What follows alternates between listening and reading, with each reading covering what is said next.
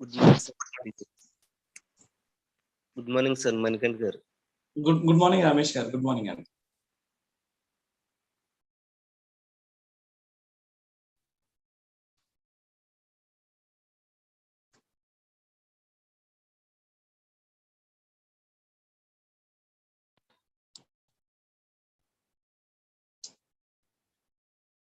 Yeah sir కనిపిస్తుందా sir? కనిపిస్తుంది sir. Okay.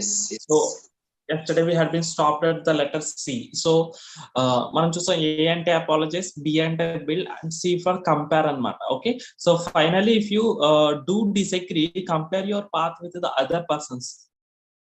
So ఎప్పుడైతే చివరాఖరిగా మనం అవతల వాళ్ళతో అంగీకరించలేదో అప్పుడు మన పాత్ ని అవతల వ్యక్తులతో కంపేర్ చేసుకోవాల్సిన అవసరం ఉంది అని చెప్పి ఆథర్ గారు ఇక్కడ మనకి చెప్తున్నారు. So that is rather than suggesting that he or she is wrong, suggest that you differ.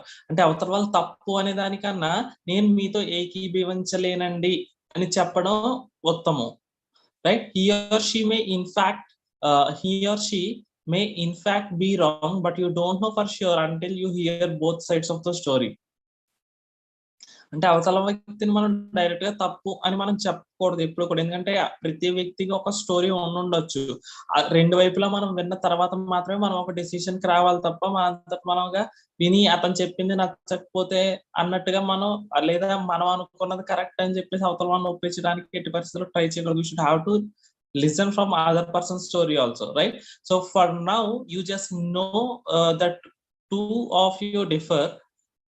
అంటే ఇప్పటికీ మీకు అర్థమైతే ఇద్దరు వేరువేరుగా ఉన్నట్టు అర్థమైతే, so instead of pronouncing wrong అంటే అవతల తప్పు అనే బదులు start with a tentative but candid openings such as I think I see things differently, let me describe how. అంటే సో ఇక్కడ ఏ పదం యూజ్ చేయమని ఆథర్ గారు మనతో చెప్తున్నారు చూడండి. రాంగ్, తప్పు అనే పదం యూజ్ చేయడం దానికన్నా ఇక్కడ చాలా అద్భుతమైన దాని గురించి చెప్పారు. దానికి ఆల్టర్నేటివ్ మనకు ఒక అద్భుతమైన ఆప్షన్ ఇచ్చారు. I think I see things differently. నేను థింగ్స్ చాలా డిఫరెంట్ గా చూస్తాను, ఒకసారి నేను మీకు ఎక్స్ప్లెయిన్ చేస్తాను, లెట్ మీ డిస్క్రైబ్ హౌ. అది ఎలాగా అనేది ఒకసారి నేను మీకు ఎక్స్ప్లెయిన్ చేస్తాను అని చెప్పి, నేను అంటే అవతల వ్యక్తిని తప్పు అని మనం చెప్పకుండా నేను కొంచెం డిఫరెంట్ గా చూస్తుంటానండి, ఏ విషయాన్నైనా నేను కొంచెం డిఫరెంట్ గా చూస్తుంటాను, ఒకసారి నేను మీకు ఎక్స్ప్లెయిన్ చేస్తాను అది ఎలాగా అనేది, నేను ఏ రకంగా డిఫరెంట్ గా చూస్తాను అనేది ఎక్స్ప్లెయిన్ చేస్తాను మీకు అని మనం స్టార్ట్ చేసి అప్పుడు మనం చెప్పడం మొదలు పెట్టాం అనుకోండి, అవతల వ్యక్తి కంపల్సరీ అది ఓకే నేను తప్పు కాదు బట్ ఈయన డిఫరెంట్ గా చూస్తాడు, మేబీ ఇది కూడా కరెక్ట్ అయినేమో అని అవతల వ్యక్తి మనతో ఏకీభవించగలిగేటటువంటి ఛాన్స్ అండ్ స్కోప్ ఎక్కువగా ఉంటుంది అనమాట. Then share your path using state skill from chapter 7. So అక్కడ మనం చూసాం కదండి, స్టేట్ స్కిల్స్ అన్ని కూడా మనం యూజ్ చేసాం. So that is begin by sharing your observations. So అక్కడ మన అబ్జర్వేషన్స్ అన్ని చూసి అప్పుడు మనం దాన్ని షేర్ చేయాల్సిన అవసరం ఉంది. Share them tentatively and invite others to test your ideas. After you have shared your path, invite the other person to help you compare it with his or her experience. So work together to explore and explain the difference. So ఎప్పుడైతే మీరు అవతల వ్యక్తిని invite చేసి మీ ideas గురించి చెప్పారో, after మీరు path share చేసిన తర్వాత అవతల వ్యక్తి పర్సన్ కూడా మనం ఇన్వైట్ చేసి వాళ్ళ యొక్క పాత్ ఎలా ఉంది అనేది మనం కంపేర్ చేసుకుని, లేదా వాళ్ళ అనుభవాన్ని ఒకసారి మనం కంపేర్ చేసుకుని ఇద్దరు కలిసి పని చేయటం మొదలుపెట్టి అండ్ డిఫరెన్స్ ఏంటి అనేది ఒకసారి అవతల వ్యక్తికి అర్థమయ్యే విధంగా మనం మాట్లాడగలం. సమరీలో మనం చూసుకుంటే, సో ఈ ABC apologise, build and compare. So ఖచ్చితంగా ఈ మూడు జరిగితే, ఈ మూడు మనకు ఆథర్ గా చాలా అద్భుతమైనటువంటి కొన్ని ఆల్టర్నేటివ్ పదాలు ఇచ్చారు. నువ్వు తప్పు అని చెప్పకుండా నువ్వు ఎలా మాట్లాడగలగాలి, రైట్? సో అండ్ అపాలజైజ్ చేస్తున్నప్పుడు ఎలా మాట్లాడగలగాలి, ఒక అంటే అవతల వ్యక్తితో మనం ఒక ర్యాపర్ ఎలా బిల్డ్ చేయగలగాలి. So these are some we had that skills actually, right? So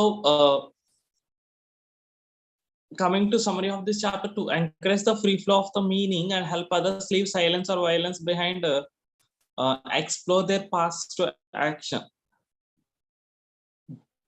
Start with an attitude of curiosity and patience. This helps restore safety. So మనం ఫ్రీ ఫ్లో అవతల వ్యక్తులు మాట్లాడుతున్నప్పుడు మనం ఫ్రీ ఫ్లో అనేది ఎంకరేజ్ చేయాలి అంటే లేదా మీనింగ్ అది అవ్వాలి అంటే కనుక అవతల వ్యక్తులు సైలెన్స్ అండ్ వైలెన్స్ నుంచి బయటికి రావాలి అంటే కనుక compulsory we need to explore the other paths to action అన్నమాట. అంటే అవతల వ్యక్తి ఏ పాత్ లో వెళ్తున్నారు, అవతల వ్యక్తి ఏ చర్య తీసుకోబోతున్నారు అనే దాన్ని మనం కనిపెట్టుకుని ఉంచుకోవాలి. So start with an attitude of curiosity and patience. అవతల వ్యక్తి చెప్తున్నప్పుడు ఖచ్చితంగా మనం ఒక టైప్ ఆఫ్ యాటిట్యూడ్ మనకు ఉండాలి. అదేంటి? క్యూరియాసిటీ అండ్ పేషెన్స్ తో మనం వినగలగాలి. అది సేఫ్టీని బిల్డ్ చేస్తుంది. వినలేదనుకోండి, మనం చాలా ఎగ్జాంపుల్స్ చూసాం. చాలా ఎగ్జాంపుల్స్ మనకి ఆథర్ గారు ఇవ్వడం కూడా జరిగింది. సో అవి అన్ని కూడా మనం డిస్కస్ చేస్తూ వచ్చాం. సో చూస్తే ఇక్కడ then use powerful listening skills to retrace the person's path to actions to its origin. So మనం కొన్ని స్కిల్స్ కూడా మనం నేర్చుకున్నాం. ఏంటది? Start by simply expressing interest in other persons view.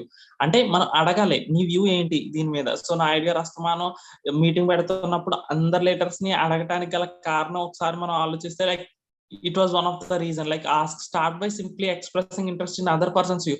వాళ్ళ వ్యూ ఏంటి, ఇటు మనం మీటింగ్ పెడదాం అనుకున్నాం, వాళ్ళ వ్యూ ఏంటి అనేది కోణంతోనే సార్ ఎక్కువగా మనల్ని అడుగుతుంటారు. లైక్ ఇప్పుడు చేద్దామా మీటింగ్, లేదా ఇది ఓకేనా కాదా, రైట్?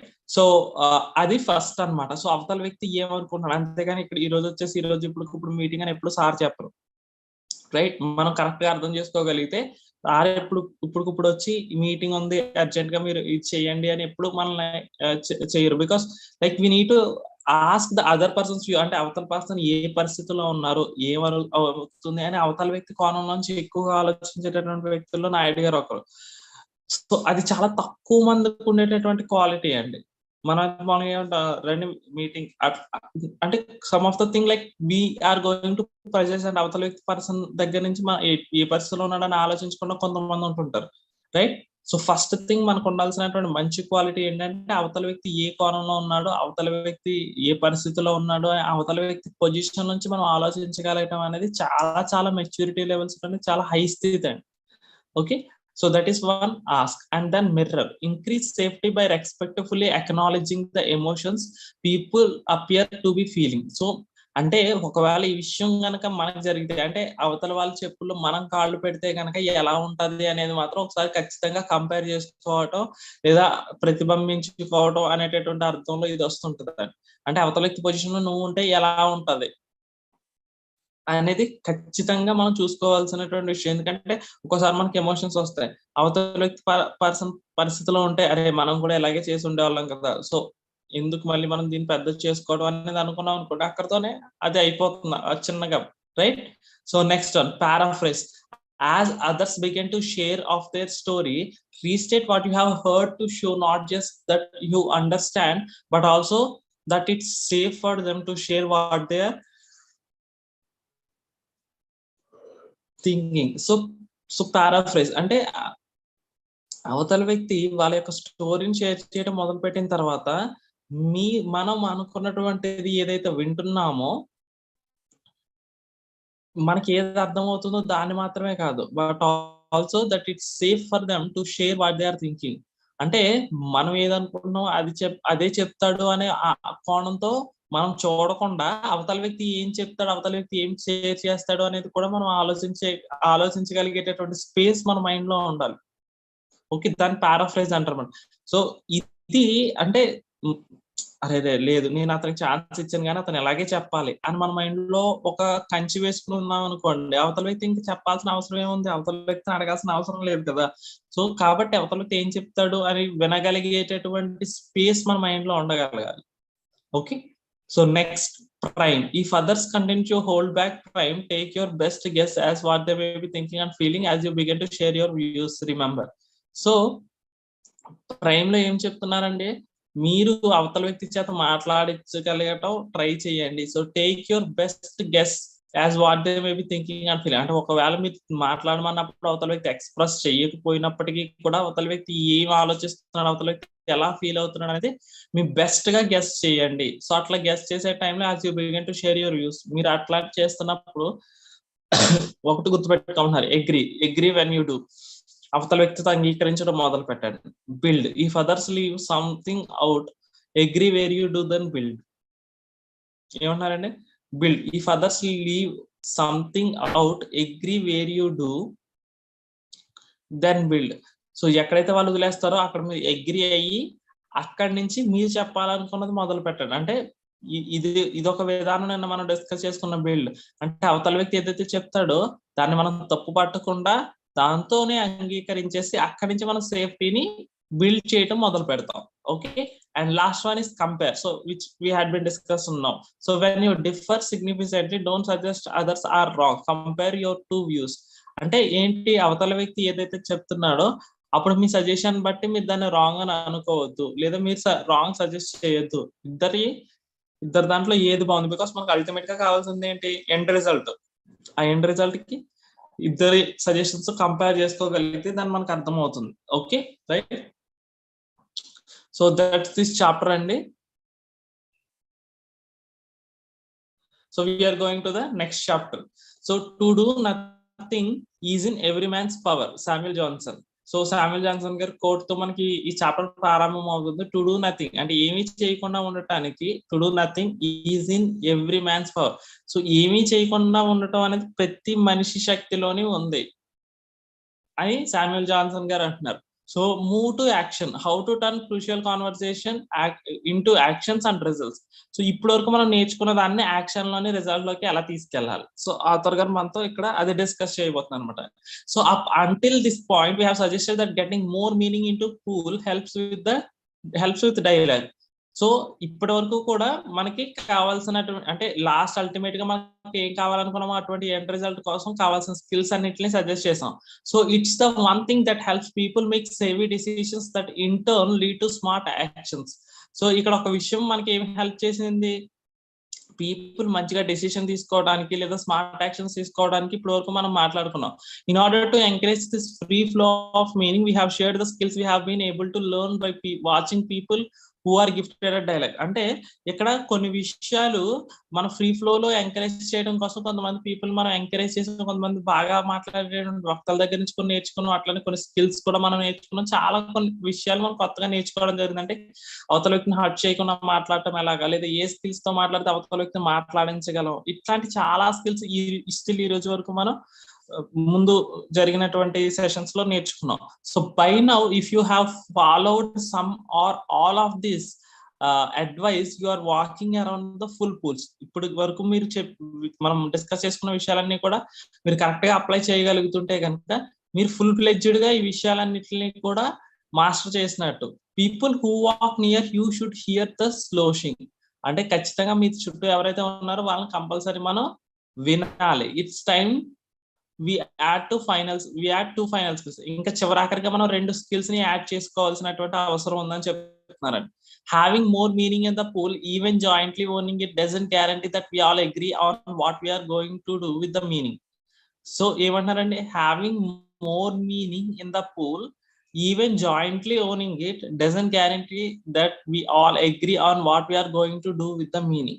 అంటే ఇద్దరు కూడా దాన్ని ఏకీభవించినప్పటికీ కూడా, జాయింట్ గా ఇద్దరు యాక్సెప్ట్ చేసినప్పటికీ కూడా పూర్తిగా మనం చెప్పలేము ఏమని, that we all agree on what we're going to do with the meaning. అంటే ఎండ్ రిజల్ట్ ఏదైతే ఉందో దానికి ఇప్పుడు మనం మాట్లాడుకునేది ఏంటి అంటే, ఒక యాక్షన్ చేయటానికి కావాల్సిన ముందున్నటువంటి ప్లాన్ ని చేసే కార్యక్రమంలోనే ఇప్పటి వరకు మనం డిస్కస్ చేసుకున్నాం. ఈ పుస్తకం అంతా డిస్కస్ చేసింది ఏంటంటే, అసలు మనం యాక్షన్ కి వెళ్లే ముందు దానికి కావాల్సినటువంటి ప్లాన్ ఏదైతే ఉందో ఆ ప్లాన్ ని మాట్లాడుకుంటున్న క్రమంలో ఇద్దరి మధ్యన వచ్చేటటువంటి, లేదా కొన్ని గ్రూప్ ఆఫ్ పీపుల్ మధ్యన వచ్చేటటువంటి ఆలోచనల విభేదాల గురించి మనం మాట్లాడుకున్నాం. విభేదాలు రాకుండా ఉండాలంటే ఏం చేయాలి, దేనికి యాక్షన్ కి వెళ్ళేటటువంటి ముందున్నటువంటి ప్లాన్ యొక్క థాట్ ప్రాసెస్లు. Okay, so it's time at. So ఇప్పుడు ఫర్ ఎగ్జాంపుల్ మనకి ఇక్కడ ఇవ్వడం జరిగిందండి, when teams or families meet and generate a host of ideas, they often fail to convert the ideas into action for 2 reasons. ఇక్కడ మనకు ఉదాహరణ ఇవ్వడం జరిగిందండి. సో ఎప్పుడైతే కొన్ని టీమ్స్ కానీ, అంటే కొంతమంది గ్రూప్ ఆఫ్ పీపుల్ వర్క్ చేయడం కానీ, లేదా కొన్ని కుటుంబాలకు కానీ meet and generate a host of ideas. అంటే కొన్ని కుటుంబాలు కొన్ని మీట్ అయ్యి అక్కడ కొన్ని ఐడియాస్ జనరేట్ చేసినప్పుడు they often fail to convert the ideas into action for 2 reasons. అంటే వాళ్ళు మాట్లాడుకున్నటువంటి మాటల్ని యాక్షన్ లో కన్వర్ట్ చేయడానికి ఫెయిల్ అవ్వడానికి 2 రీజన్స్ ఉన్నాయని చెప్తున్నారు. ఎన్ని రీజన్స్ అంటే 2 రీజన్స్ ఉన్నాయని చెప్తున్నారు. అంటే ఇప్పుడు జరిగిన మీటింగ్ మొత్తంలో కూడా నేను మనం మీకు ఆల్రెడీ ఒక లా గురించి చెప్పాను, పార్కిన్సన్స్ లా గురించి. అక్కడ మాట్లాడేది ఎక్కువ, దానికి సంబంధించిన యాక్షన్ ఉండేది తక్కువ. అంటే దానికి ఆ మీటింగ్ మొత్తానికి ఉన్న ఎండ్ రిజల్ట్ గురించి 10 నిమిషాలు మాట్లాడుకుంటే మిగతా 40 నిమిషాలు 50 నిమిషాలు సంబంధం లేనటువంటి విషయాల గురించి మాట్లాడుకుంటాయని నేను మీతో ఒకసారి డిస్కస్ చేశాను. అంటే దానికి అర్థం ఏంటి? దానికి అర్థం ఏంటంటే మన మైండ్ ఎక్కువగా ఆలోచించగలిగేటటువంటి విషయాల మీద ఎక్కువగా కాన్సన్ట్రేట్ చేయదు. ఇది హ్యూమన్ యొక్క నేచర్, మనిషి యొక్క స్వభావం అండి. సో కాబట్టి ఒక 10 నిమిషాలు 5 నిమిషాలు దాని గురించి డిస్కస్ చేసి మిగతాదంతా కూడా ఎక్కువగా ఆలోచించాల్సిన అవసరం లేకుండా ఉన్నటువంటి విషయాల గురించే మానవ బ్రెయిన్ అనేది డిస్కస్ చేస్తుంది. 10 మంది పొలిటీషియన్స్ కానీ లేదా 10 మంది ఆ కంపెనీలో ఉన్నటువంటి వ్యక్తులు ఎవరైనా అవ్వచ్చు. అంటే పూర్తిగా 60 నిమిషాలు ఉంటే 60 నిమిషాల్లో కూడా కంపెనీ ఎలా డెవలప్ అవుతుంది అన్న దాని గురించి కాకుండా 10 నిమిషాలు మాత్రం ఏం చేయాలి అనే దాని గురించి మాట్లాడి మిగతా 50 నిమిషాలు మాత్రం నార్మల్ గా వాళ్ళు ఏవో మాటలు చెప్పుకుంటూ ఉంటారు. దీన్ని పార్కిన్సన్స్ లా అంటారు. ఇది హ్యూమన్ బ్రెయిన్ యొక్క నేచర్ అన్నమాట. కాబట్టి ఎందుకు అది ఐడియాస్ వరకు వెళ్ళడానికి ఫెయిల్ అవుతుందని 2 విషయాలు మనతో ఆథర్ గా డిస్కస్ చేస్తున్నారు. అదేంటంటే they have unclear expectations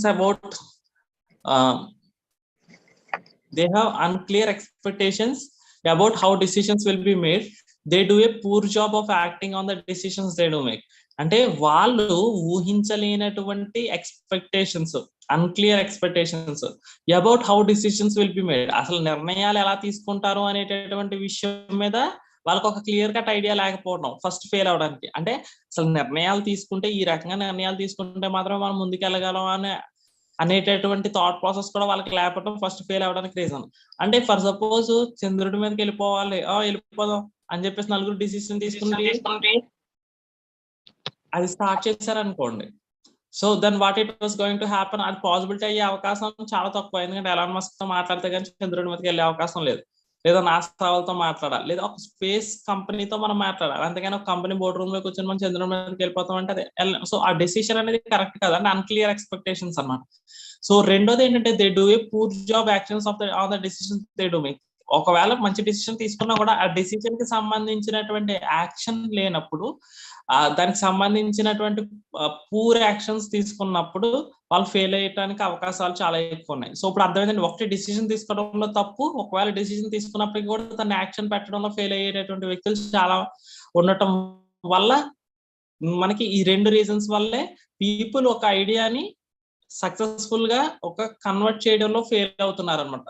okay, so this can be dangerous. ఈ 2 విషయాలు కూడా చాలా ప్రమాదకరం అని చెప్తున్నారు. In fact when people move from adding meaning to the pool to moving to action, it's a prime time for a new challenges to arise. Who is supposed to take the assignment? So ఏమంటున్నారు, ఇది ప్రమాదకరం. In fact when people move from adding meaning to the pooling to moving to action. So చూడండి, first ఆ plan of action ఏదైతే మనం తీసుకుంటున్నామో దానికి ఆ plan కి గురించి అందరినీ ఒప్పించగలగాలి. ఒప్పించిన తర్వాత మళ్ళీ ఆ ఒప్పించిన తర్వాత అయిపోదు, ఎందుకంటే అవతల వ్యక్తులు కొంతమంది అంగీకరించే వాళ్ళు ఉంటారు, అంగీకరించిన వాళ్ళు ఉంటారు. వాళ్ళందరినీ కలుపుకుని వెళ్ళగలిగి దాన్ని యాక్షన్ లోకి తీసుకెళ్ళగలగాలి. అవునా కదా? సో దానికి మనం కొంచెం ఛాలెంజెస్ ఫేస్ చేయాల్సినటువంటి అవసరం ఉంటుంది. So who is suppose to take the assignment? So దీనికి అంతటికి కూడా ఎవరు బాధ్యత తీసుకుంటారు? That can be controversial. ఎందుకంటే అందరూ ఒక మాటతో లేరు కాబట్టి ఎవరైతే మనం ఒప్పించవచ్చు కానీ చివరాఖరికి వాళ్ళని యాక్షన్ పార్ట్ లో పెట్టి నడిపించగలిగినప్పుడు వాళ్ళు మనస్ఫూర్తిగా మనం సాటిస్ఫై చేస్తేనే దాన్ని మనం ముందుకు నడిపించగలం, లేదంటే అది కాంట్రవర్షియల్ అవుతుంది. So how are we suppose to decide in the first place? That can be emotional. Let's take a look what it takes to solve each of this problems first make decisions. So అసలు ఒకసారి మనం how are we suppose to decide in the first place, మన first place లో దీన్ని ఎలా decide అవ్వాలి?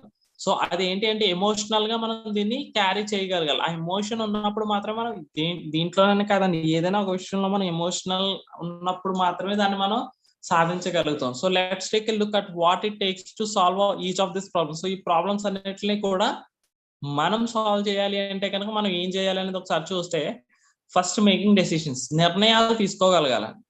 So అందుకని నిర్ణయం తీసుకోండి అని ఎక్కువ సార్లు మన లీడర్స్ మాట్లాడటానికి కారణాలు అవి.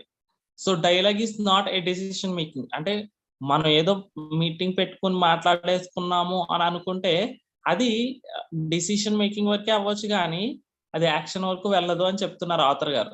So the 2 riskiest times in the crucial conversation I'm sorry the 2 riskiest times in the crucial conversation tend to be at beginning and at the end. So first thing ఏంటంటే, 2 రిస్క్ విషయాలు ఏంటంటే, first start చేయడం, తర్వాత దాన్ని end చేయడం. End ఎలా చేయాలి? అందరినీ మనం ఒప్పించగలిగేటటువంటి విషయంలో ఉండగలగాలి. The beginning is risky because you have to find a way to create safety or else things go awry. అంటే మొదట్లో ఏంటి, అవతల వ్యక్తికి ఫస్ట్ మనం సేఫ్టీ క్రియేట్ చేయగలగాలి, లేదంటే మొత్తం సిచ్యువేషన్ చివరి వరకు కూడా చాలా వేరే విధానంగా అవుతుంది. The end is dicey because if you are not careful about how you clarify the conclusion and decisions flowing from your pool of shared meaning, you can run into violated expectations later on. అంటే end కనుక correct గా లేకపోతే, చాలా జాగ్రత్తగా లేకపోతే, మనం ఎలా clarify చేస్తున్నాం, ఎలా కంక్లూడ్ చేస్తున్నాం, మన డెసిషన్స్ ఏం తీసుకుంటున్నాం, మనం చివరాఖరికి వచ్చేటటువంటి అర్థం ఏంటి, ఇవన్నీ చూసుకుంటే అవతల వ్యక్తి తన యొక్క సైలెన్స్ ని వైలేట్ చేయగలిగేటటువంటి అవకాశం ఉంటుంది. So this can happen in 2 ways. 2 రకాలుగా జరిగేటటువంటి అవకాశాలు ఉంటాయి. How are decision going to be made, అంటే నిర్ణయాలు ఎలా తీసుకోబడతాయి. First, people may not understand how decisions are going to made. First ఏంటంటే, పీపుల్ అర్థం కాదు అసలు డిసిషన్స్ ఎలా తీసుకోబడతాయి అనేది. ఇక్కడ మనకు ఒక ఎగ్జాంపుల్ ఇచ్చారండి. For example, Cara is miffed. Rennie just plunked down a brochure for a 3-day cruise and announced he had made reservations and even paid the $500 deposit for an outside suite. So ఇక్కడ ఏంటి, Cara and Rennie so ఒక brochure తీసుకొచ్చి 3 రోజులు మనం cruise లో వెళ్దాము అని చెప్పి నేను రిజర్వేషన్ చేశాను, ఆల్రెడీ $500 డిపాజిట్ చేశాను. అవుట్ సైడ్ సూట్ అంటే మనం బయట నుంచి వెళ్తుంటే సముద్రం కనిపించే విధంగా ఒక సూట్ ను కూడా నేను చేయటం జరిగింది అని చెప్పాడు అనమాట. ఇది a week go they had a crucial conversation about vacation plans. అంటే ఒక వారం రోజుల క్రితం వాళ్ళు ఈ వెకేషన్ ప్లాన్స్ గురించి ఆల్రెడీ వాళ్ళు ఒక కాన్వర్సేషన్ చేసుకుంటూ ఉన్నారు. Both expressed their views and preferences respectfully and candidly. So ఏంటంటే, బోత్ ఎక్స్ప్రెస్డ్ దేర్ వ్యూస్, వాళ్ళ ఇద్దరు కూడా ఒకరొకరు వ్యూస్ ని, ప్రిఫరెన్సెస్ ని గౌరవించుకున్నారు అండ్ క్యాండిడేట్లీ వాళ్ళు దాన్ని ఒప్పందం చేసుకున్నారు. It was not easy but at the end they concluded A cruise suited both quite well. ఇద్దరు చాలా చాలా ప్లేసెస్ గురించి మాట్లాడుకుని చివరాఖరికి వాళ్ళు వచ్చిన డెసిషన్ ఏంటి అంటే, క్రూజ్ లో మనం వెళ్దాము అనేది. And yet Cara is miffed and Rennie is stunned that Cara is anything else than ecstatic. So చివరాఖరికి Cara Rennie తో అగ్రీ చేసింది. So Cara agreed in the principle about a cruise. So చివరాఖరికి ఏమైందండి, వాళ్ళిద్దరు వెకేషన్ కి వెళ్దాం అనుకున్నప్పుడు ఇద్దరు కూడా ఒక లాస్ట్ గా అల్టిమేట్ గా ఒక ఒప్పందానికి వచ్చారు. ఏమని? సో మేము వెళ్తాము, ఏమని, క్రూజ్ కి వెళ్దాము. So she didn't agree with this particular cruise. Rennie thought that any cruise would be fine and made decisions on his own. అంటే క్రూజ్ కి వెళ్దాం అనుకున్నారు, కానీ ఏ క్రూజ్ పడితే ఆ క్రూజ్ కి వెళ్దామని Cara డెసిషన్ తీసుకోలేదు. సో తను అగ్రీ చేయలేదు. ఎందుకు? Rana thought any cruise would be fine and made decision on his own. A cruise అయినా పర్లేదు కదా, ఎక్కేస్తుంది కదా అని అనుకున్నాను. మళ్ళీ చూడండి, ఇక్కడ ఎంత నిర్ణయం తీసుకుని ఎంత డిసిషన్ కి వచ్చిన తర్వాత క్రూజ్ ఓకే అన్న తర్వాత ఏ క్రూజ్ పడితే ఆ cruise ఎక్కరంట Cara. So have fun on the cruise. Rennie, are we ever going to decide the second problem with the decision? అంటే చూడండి, ఇక్కడ ఒక డిసిషన్ మనం తీసుకున్న తర్వాత మళ్ళీ ఆ డిసిషన్ కి సంబంధించి యాక్షన్ అవతల వ్యక్తి మళ్ళీ అంగీకరించకపోతే ప్లాన్ ఆఫ్ యాక్షన్ అనేది ముందుకు నడవదు. So are we ever going to decide the second problem with the decision making occurs when no decision gets made? అసలు మనం వచ్చిందే చివరాఖరిగా ఏదో ఒక డిసిషన్ కి వచ్చావురా బాబు అనుకుంటే మళ్ళీ నువ్వు ఈ క్రూజ్ ఎక్కను ఆ క్రూజ్ ఎక్కను అంటే మనకి మళ్ళీ సెకండ్ ప్రాబ్లం అనేది అరైజ్ అవుతుంది, right? Either ideas slip away and dissipate or people can't figure out what to do with them. అంటే either ideas slip away. So ఇంకెందుకు అసలు మా వెకేషన్ కి వెళ్ళకుండా ఉంటే సరిపోతుంది కదా, ఎందుకు ఈ బాధలన్నీ అని చెప్పి హస్బెండ్ అనుకున్నాడు అనుకోండి, ఇంక గొడవ లేదు, మొత్తానికి ఆగిపోద్ది. Or maybe everyone is waiting for everyone else to make the decisions. లేదు అసలు ఏంటి నీ నిర్ణయం అని చెప్పేసి ఇతను టికెట్లే తీయకుండా ఉన్నాడు అనుకోండి, అప్పుడు కూడా అయిపోతుంది, అవునా కాదా? So hey we filled the pool, now you do something with it. అంటే అరే లేదు మనం అనుకున్న క్రూజ్ కోసం వచ్చావు, ఇప్పుడు నువ్వు ఏదైనా చెయ్యి అని చెప్పారంట. In any case decision drag on for ever. అంటే మనం ఏం చెప్పినా కొంతమంది డెసిషన్స్ అనేది సాగదీస్తూ ఉంటారు కానీ ఎప్పటికీ చెప్పరు అనేటటువంటి ఒక విషయం మనకు ఆథర్ గారు ఇక్కడ చెప్పడానికి ట్రై చేస్తున్నారు, రైట్? సో నెక్స్ట్ చూస్తే మనం డిసైడ్ హౌ టు డిసైడ్, అంటే నిర్ణయించుకోవడం ఎలా నిర్ణయించుకోవాలి అనే దాని గురించి మాట్లాడుతున్నారు. ఏంటండి? నిర్ణయించుకోవడం ఎలా నిర్ణయించుకోవాలి, జాగ్రత్తగా గమనించండి. ఇక్కడ నిర్ణయించుకోవడం ఎలా నిర్ణయించుకోవాలి. ఓకే, సో ఒక నిర్ణయం మనం తీసుకునేటప్పుడు దానిని ఎలా నిర్ణయించుకుంటాం అనేది ఆథర్ గారు ఈ రోజు మనతో డిస్కస్ చేయబోతున్నాం. So both of this problems are solve if before making a decision these people involve decide how to decide. So cruise తీసుకుంటున్నప్పుడే అమ్మ తల్లి క్రూజ్ ఎటువంటి క్రూజ్ తీసుకోమంటావా అని ఉంటే కనుక అక్కడే ప్రాబ్లం రిజాల్వ్ అయిపోతుంది. కానీ క్రూజ్ తీసుకుందామని ఏకీభవన వచ్చిన తర్వాత ఎటువంటి క్రూజ్ అనేది అడగలేదు, అంటే నేను ఏం చెప్పినా వింటది కదా అనేటటువంటి ఒక కోణంలో అతను అడిగి ఉన్నాడు. కానీ సో అదే ఒక పెద్ద ప్రాబ్లం క్రియేట్ చేసింది, ముందుకు యాక్షన్ కి జరపలేకపోయింది. Okay, so don't allow people to assume that dialogue is decision making. So నోట్ తో చెప్పేయటం అనేది డెసిషన్ తీసుకునే యాక్షన్ లోకి వెళ్ళిపోతుందని మాత్రం ఎవరు అనుకోవద్దు. Dialogue is a process for getting all relevant meaning into the shared pool. అంటే లాస్ట్ అనుకోవడం కోసం అక్కడ వరకు వెళ్తుంది అనేది ముందు మనం మాట్లాడుకోవడం తప్ప, action dialogue is a process for getting all relevant meaning into shift. That process of course involves everyone. అందరిని ఇన్వాల్వ్ చేస్తుంది, కానీ అందరూ యాక్షన్ తీసుకుంటేనే కలెక్టివ్ గా రిజల్ట్ అనేది రావడం అనేది జరుగుతుంది.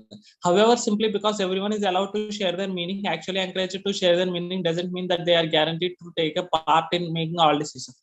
అందరినీ మనం పార్టిసిపేట్ చేయమన్నప్పటికీ కూడా, అందరూ వాళ్ళ డెసిషన్స్ చెప్పినప్పటికీ కూడా అందరూ యాక్షన్స్ తీసుకుంటారనే నమ్మకం ఎవరని చెప్పలేము. So to avoid violated expectations, separate dialogue from decision making. So మనం ఎక్స్పెక్టేషన్స్ నుంచి మనం వైలేట్ అవ్వాలి అంటే గనక డైలాగ్ ని సపరేట్ గా, డెసిషన్ మేకింగ్ సపరేట్ గా మనం చూడాల్సిన అవసరం చాలా ఉందండి. So make it clear how decisions will be made. So మనం అసలు డిసిషన్స్ ఎలా తీసుకోబడతాయి అనేది మన ఫస్ట్ క్లియర్ కట్ విజన్ మనకు ఉండాలి. Who will be involve and why. So ఎందుకు ఇన్వాల్వ్ అవ్వాలనుకుంటున్నారు, ఎలా ఇన్వాల్వ్ అవ్వాలనుకుంటున్నారు అనే విషయాన్ని కూడా మనం తెలుసుకోవాల్సినటువంటి అవసరం ఉంది. సో ఫర్ సపోజ్ ఒక డెసిషన్ తీసుకుని ఎస్ నేను ఇది చెయ్యాలి అని అనుకుంటున్నప్పుడు ఎందుకు చేయాలనుకుంటున్నారు, ఎలా చేయాలనుకుంటున్నారు అనే విషయాన్ని కూడా తెలుసుకోవాల్సిన, యాజ్ అ లీడర్ గా మనం తెలుసుకోవాల్సిన విషయాలు ఖచ్చితంగా ఉన్నాయి. ఎందుకు మీరు చేయాలనుకుంటున్నారు, ఎలా మీరు దీన్ని చేయాలనుకుంటున్నారు, ఈ రెండు మనం కంపల్సరీ. ఎందుకు ఎలా అనేటటువంటి పదాలు ఎక్కడి నుంచి ఎలా అనేటటువంటి పుస్తకం మీకు చదువుంటే కనుక కొన్ని విషయాలు మీకు అర్థమై ఉంటాయి. ఇది చాలా చాలా అవసరమైనటువంటి పదాలండి. ఎందుకు, ఎలా, మీరు ఇది ఎందుకు చేయాలనుకుంటున్నారు, ఎలా చేద్దాం అనుకుంటున్నారు, ఇవి చాలా మోస్ట్ పవర్ఫుల్ వర్డ్స్ అండి. So when the line of authority is clear, when you are in a position of authority, you decide which method of decision making you will use. So ఎప్పుడైతే లైన్ అనేది మనకి clear గా ఉందో, when you are in a position of authority, మీరు ఒక నిర్ణయం తీసుకోగలిగేటటువంటి position లో ఉన్నప్పుడు you decide which method of decision making you will use.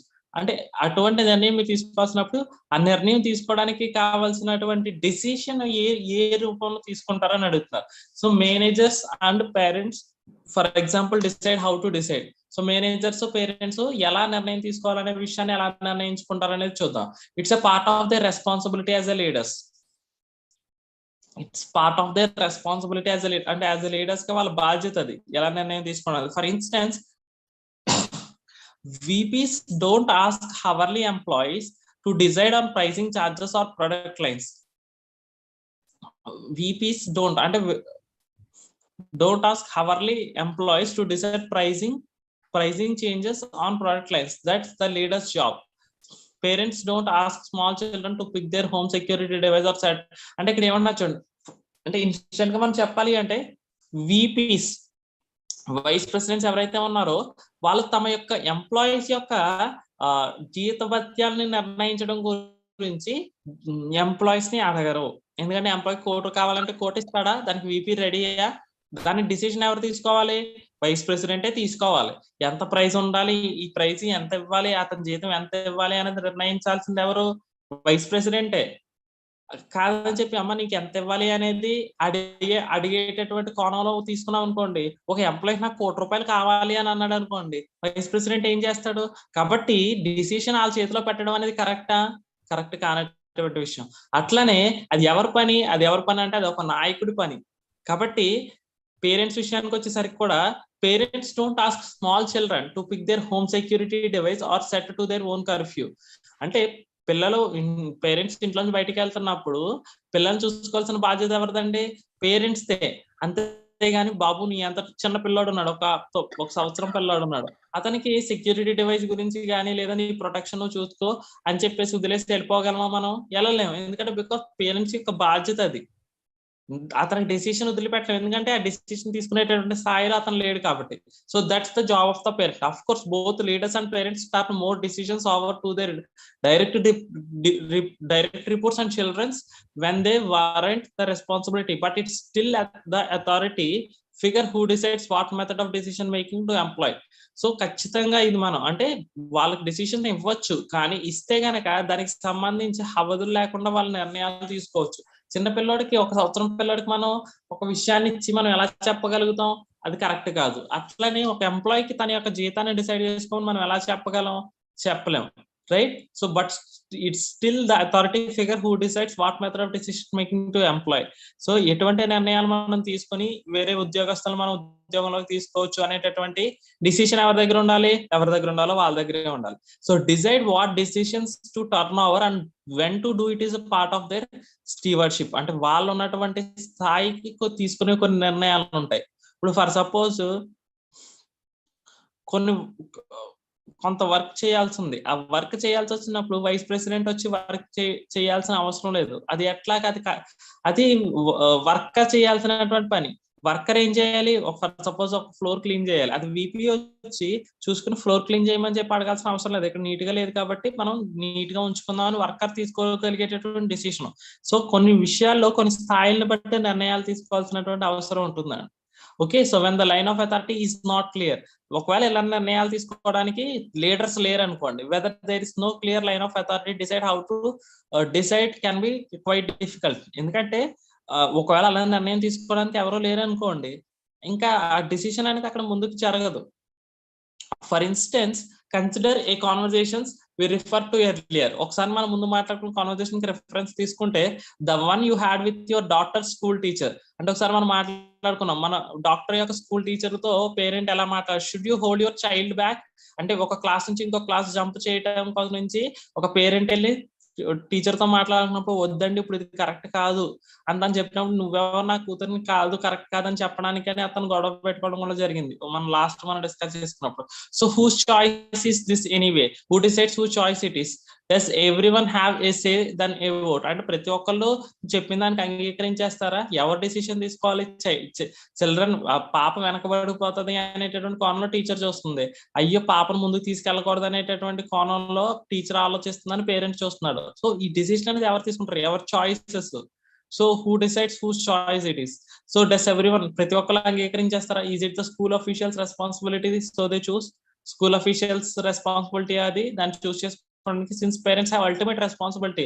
అంటే ఈ స్కూల్ కాబట్టి ఇంకో స్కూల్లో చూడొచ్చు, అవును కదా? సో డిసిషన్ ఎవరి చేతిలో ఉంది? వాళ్ళని తిట్టుకోవడం కన్నా ఇది చెప్పడం ఆవిడ ధర్మం కాబట్టి చెప్పింది, అమ్మ ముందుకెళ్ళిపోతే కనుక ఈవిడి ముందు క్లాసుల్లో చెప్పేటటువంటి ఆ లెసన్స్ అవి కూడా ఈవిడ క్యాచ్ చేయకపోతే కనుక ఈవిడ వెనక పడిపోయేటటువంటి అవకాశం ఉంటుంది అనేటటువంటి విషయాన్ని పేరెంట్ కి చెప్పింది. కానీ అక్కడ డిసిషన్ తీసుకోవాల్సిన ఎవరు? పేరెంట్. వద్దు నేను బలవంతంగా నేను చేయాలనుకుంటున్నాను, పర్వాలేదు తర్వాత తనకి తానే సర్దుకుంటది అని చెప్తే నేను అలా తీసుకోలేనండి, ఎందుకంటే తను వెనక పడిపోతే నేను చూడలేను అనుకో, నీ స్కూల్ కాకపోతే ఇంకో స్కూల్ ఉందని అతను డిసిషన్ తీసుకుని అక్కడి నుంచి ఆవిడని తీసుకెళ్లిపోగలడు, ఆ అమ్మాయిని తీసుకెళ్లిపోగలడు. Is there even a clear answer to this tough question? So ఖచ్చితంగా ఒక క్లియర్ ఆన్సర్ అనేది ఉంది ఇక్కడ కదా. So a case like this is hand tooled for dialogue. All of the participants need to get their meaning into the pool. So ఇటువంటి cases లో ప్రతి ఒక్కరు కూడా నిర్ణయానికి రావాల్సినటువంటి అవసరం ఉంది, including their opinions about who should make the final choice.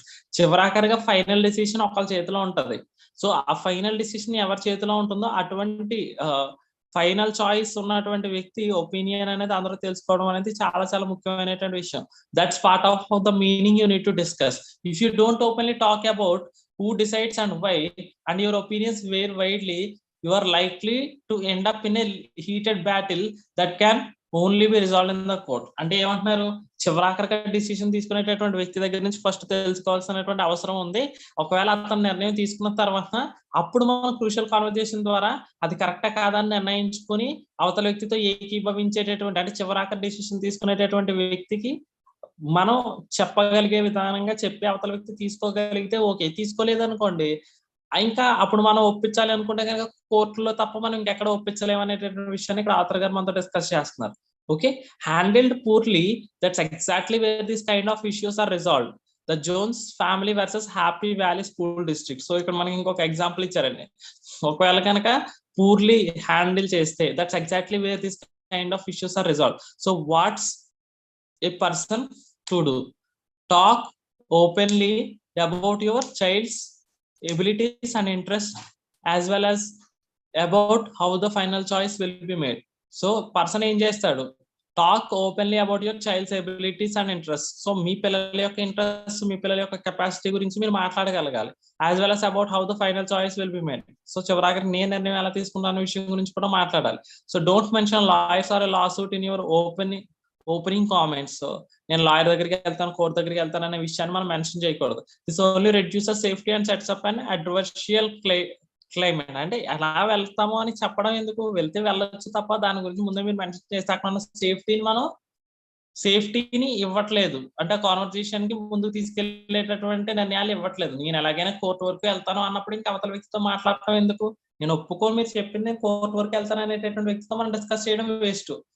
అంటే సేఫ్టీని కోల్పోతున్నాం, అక్కడ కాన్వర్జేషన్ ముందుకు నడిపించగలిగేటటువంటి అవకాశాలు లేవు కాబట్టి.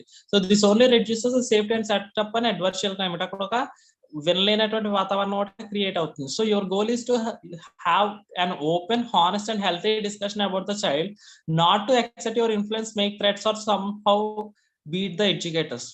సో మీ గోల్ ఏమై ఉండాలి, ఓపెన్ మైండెడ్ తో ఉండాలి, నిజాయితీగా ఉండాలి, హెల్తీ డిస్కషన్ చిల్డ్రన్ గురించి. అంటే మీ పాప క్యాచ్ చేయలేదు అని చెప్పినప్పుడు అవునా అండి అని చెప్పాలి తప్ప మీ ఇన్ఫ్లుయెన్స్ అంతా యూజ్ చేసి వాళ్ళని మేము భయపెట్టి లేదా ఏదో ఒకటి చేసి వాళ్ళని కొట్టి మా పాపను చేయాలి అని అనుకోవడం అనేది అది మూర్ఖత్వం అవుతుంది. So stick with the opinions of the experts at hand and discuss how and why they should be involved. అంటే stick with the opinions of the experts at hand. ఖచ్చితంగా ఒపీనియన్స్ కి స్టిక్ అయి ఉండటం కానీ, లేదా దాంట్లోనే ఎక్స్పర్ట్స్ చేయి పట్టుకుని అప్పుడు మనం ఒపీనియన్ స్టిక్ అయి ఉండటం చాలా ముఖ్యమైనటువంటి విషయం అండి. అంతేగాని మనంతా మనం ఒక డిసిషన్ తీసేసుకోవడం కరెక్ట్ కాదు అని చెప్తున్నారు ఆథర్ గారికి. ఏం చేయాలి, ఆ దాంట్లో ఉన్నటువంటి ఎక్స్పర్ట్ యొక్క సహాయం లేదా ఎక్స్పర్ట్ యొక్క చేతిని పట్టుకున్న తర్వాత మాత్రమే మన ఒపీనియన్ కి స్టిక్ అవ్వాలి అని చెప్తున్నారు ఆథర్ గారు. అండ్ డిస్కస్ హౌ, అది ఎలా అనేది కూడా మనకు క్లారిటీ ఉండాలి. And why they should be involved, ఎందువల్ల అది ఇన్వాల్వ్ అవుతున్నారు అనేది కూడా మనం చూసుకోగలగాలి. సో మన decision making authority is unclear. ఎప్పుడైతే నిర్ణయం తీసుకునేటటువంటి వ్యక్తి సరైన క్లియర్ గా లేనట్టయితే కనుక use your best dialogue skills to making meaning into the pool. అటువంటిప్పుడు మనకు ఒక అవకాశం కలిగినట్టే. నిర్ణయం తీసుకోలేనటువంటి వ్యక్తి తీసుకోలేకుండా ఉన్నాడు అనుకోండి, ఖచ్చితంగా మనకు ఒక అవకాశం దొరికినట్టు, అతను ఒక మంచి నిర్ణయం వైపు తీసుకెళ్ళగలిగేటటువంటి అవకాశం మనకి దక్కినట్టు. So jointly decide how to decide, అంటే నిర్ణయం ఎలా తీసుకోవాలి, జాయింట్ గా డిసైడ్ చేసుకోవాలి అతను ఏకీభవిస్తున్నప్పుడు అనేటటువంటి విషయాన్ని మనకి ఇక్కడ ఆథర్ గారు డిస్కస్ చేస్తున్నారు. Okay, so remaining we will see it tomorrow అండి. సో